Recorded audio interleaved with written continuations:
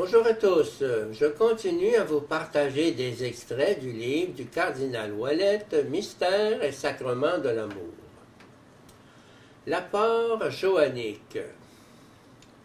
La meilleure porte d'entrée dans la pensée eucharistique johannique reste le lavement des pieds. L'élément central de la scène est le dialogue avec Pierre. Le oui de Pierre, in persona Christi, au nom de l'Église, doit être prononcé dans l'incompréhension, dans la pure obéissance, plus encore dans le trouble de celui qui se retire, pris d'une peur élémentaire. Pourquoi?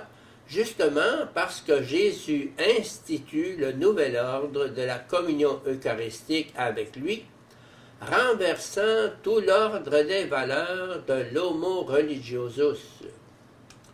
Pour le moment, il faut seulement laisser les choses se faire. Ce que Pierre doit choisir sans comprendre, c'est que le Maître, aimé par-dessus tout, souffre pour lui. Telle est la véritable situation du lavement des pieds. Reprenons encore une fois le mystère des trois Maries. Pour elles trois, tout se situe en ce qu'elles laissent le Fils prendre sa route, qui le reconduit au Père, à travers les ténèbres des enfers. Il doit avoir sa propre volonté, qui est cependant celle du Père.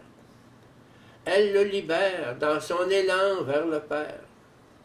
Tel est le sens théologique le plus profond de l'Offerimus tibi clementissime pater ostiam immaculatam. En voici le sens pour l'Église eucharistique. Remerciement au Père pour le chemin du Fils vers lui et pour ce que nous pouvons le laisser retourner à lui. Son retour est Eucharistie et nous bénissons le Père pour son Eucharistie. L'Église, avec son centre personnel en Marie, est celle qui reçoit parfaitement le don parfait de l'époux. Il y a en Marie une identité entre la communion et l'oblation, entre l'offrande du Christ et l'offrande d'elle-même. Hommes et femmes sont une seule chair, mais le Christ et l'Église sont un seul esprit dans le mystère de l'Eucharistie. Le corps du Seigneur est ce que l'Esprit nous donne pour infuser en nous l'Esprit du Seigneur. C'est ce que nous retournons pour être rendus participants de l'Esprit du Seigneur, qui est un esprit de don de soi et d'abandon au Père. Celui qui adhère au Seigneur est un seul esprit avec lui. 1 Corinthiens 6, 17. L'Esprit qui crée l'unité eucharistique du Christ et de l'Église garantit en lui-même, dans le don de soi-même uni à la chair eucharistique du Seigneur, la rencontre de l'époux et de l'épouse dans l'unique sacrifice du mystère nuptial.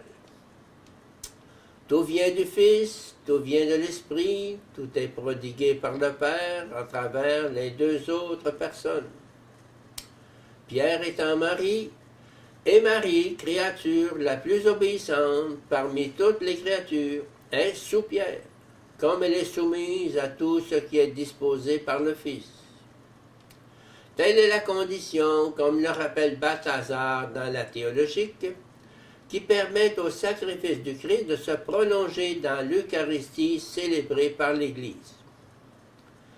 La parfaite sainteté subjective, qui en Marie libère dans un amour sans reste le bien le plus propre, son fruit, afin qu'il puisse s'immoler lui-même pour le péché du monde, devient la présupposition pour que le sacrifice du Christ puisse devenir un unique et parfait sacrifice, accompli par le Fils, et que la Mater Ecclesia laisse s'accomplir dans le parfait amour.